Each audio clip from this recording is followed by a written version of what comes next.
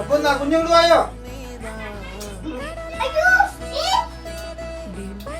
Super. അപ്പൊക്ക് മനസ്സിലായി സംഭവം.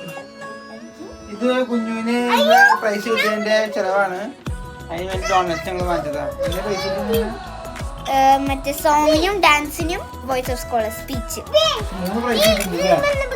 അതിന്റെ പ്രൈസിന്റെ ഗിഫ്റ്റ് ആണ് ഡോണറ്റ്.